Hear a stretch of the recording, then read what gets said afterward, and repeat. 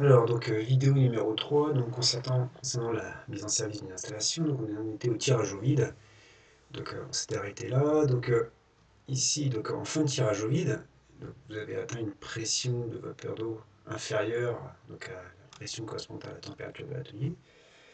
Et donc, vous avez laissé tirer au vide pendant très longtemps. Et donc, du coup, avant d'arrêter la pompe à vide, vous allez donc fermer cette vanne, puis arrêter la pompe à vide. Voilà. Donc, je passe au truc suivant. Donc, étape suivante, donc c'est la charge en flux. Donc, on va apporter la bouteille de fluide frigorigène. Voilà. Donc, on apporte la bouteille de fluide frigorigène, donc la balance bien sûr dessous, et on vient donc ici raccorder le flexi multi-usage de votre manifold sur la vanne donc, de la bouteille de charge. Donc voilà pour ce qui est donc de la présentation donc, sur l'installation. Alors si on vient d'abord regarder la charge en fût de frigo, donc si on développe, donc en fonction de la nature du fût de frigorigène, si c'est un HFC ou si c'est un fût naturel, hop, eh bien il n'y aura pas les mêmes conséquences. Alors si c'est un HFC, si c'est un fluide pur, eh bien, il n'y a pas de préconisation particulière. Si c'est un R400 quelque chose, R400 quelque chose, c'est-à-dire que c'est un mélange zéotropique. Et donc, il faut le charger en phase liquide. Si c'est un R500 quelque chose, c'est-à-dire que c'est un mélange, mais azéotropique. Donc, il se comporte comme un fluide pur, donc pas de préconisation, on peut charger en liquide ou en vapeur.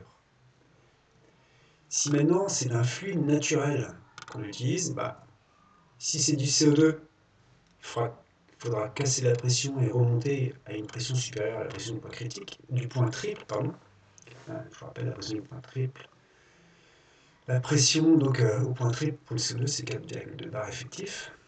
Et puis si c'est un fluide autre, donc un propane par exemple, ou de l'ammoniac, eh bien il n'y a pas de préconisation particulière, si ce n'est respect donc, de la EN 318, la norme, et des règles, donc l'application des règles de l'art. Voilà pour les fluides. Maintenant, la procédure de charge, eh bien, dans l'ordre, eh bien, il faut peser la bouteille.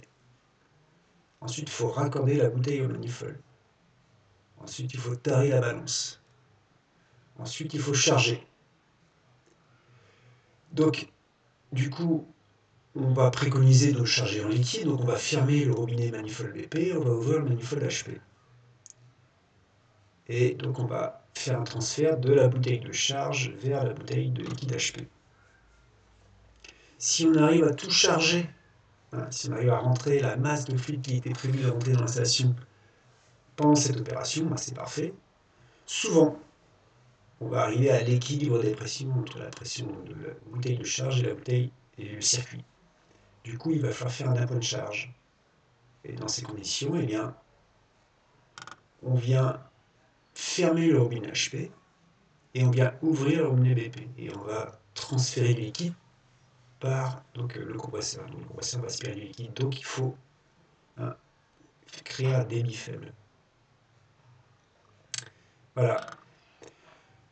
Du coup, quand on a fini, eh bien, on va pouvoir découpler la bouteille et les manifolds, et puis on va pouvoir peser la bouteille, démonter les manifolds et faire les contrôles d'étanchéité au détecteur de fuite 50 par an, et enfin remplir la fiche d'intervention, fiche obligatoire. Donc c'est le CERFA 15 497-2.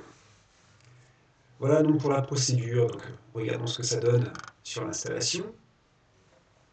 Donc, j'ai pesé ma bouteille avant, j'ai donc équipé mon robinet. Voilà. Donc, ça y est, je suis prêt. Donc là, ici, ma vanne est ouverte. Ça, c'est ouvert. Donc, dans un premier temps, je vais fermer ici mon robinet. Et lorsque je vais ouvrir mes vannes ici, eh bien, le liquide, puisqu'ici on est à une pression de bouteille, et là ici je suis au vide, le liquide va passer par là, hop, et rentrer dans l'installation par ici. A noter que ici l'électrovanne est passante. Soit j'alimente électriquement la bobine, soit j'ai enlevé la bobine et j'ai mis un aimant sur le noyau. Donc elle est passante. Et donc on est en train de transférer gentiment du fluide liquide de la bouteille de charge vers l'installation. Donc très souvent, hein, la masse de fluide à introduire sera supérieure, enfin bref, on arrivera à l'équilibrage des pressions avant d'avoir introduit la masse qui va bien. Du coup, eh bien, il va falloir donc passer à l'étape suivante qui consiste à faire un appoint. Alors pour faire un appoint, qu'est-ce qui se passe? Il ne se passe pas grand-chose. En fait, on vient fermer avant de basculer sur l'appoint, on vient fermer ici la vanne et on vient ouvrir là. Du coup, on continue à faire du transfert par la BP et on continue à charger l'installation. Voilà, et donc on va arriver forcément à un moment donné où on va avoir transféré la masse de fluide qui va bien de la bouteille de charge vers l'installation. Voilà, donc en fin de charge, il faut fermer ici, et puis démonter la bouteille, la repeser, hein, et en faisant la différence de poids entre la bouteille avant charge et la bouteille après charge, on a donc la masse de fluide qu'on a introduite et qui est ici dans le circuit, dans tout le circuit, manifold y compris. Donc quand on démontrait les manifolds, il faudra faire attention à bien manipuler. Voilà, donc je reviens ici. Donc j'ai expliqué ce qui a été détaillé ici à cet endroit-là. Donc je pense que il faudra une autre vidéo. Donc je vous invite à une quatrième vidéo concernant les critères de charge et l'analyse de mesure en cas de panne.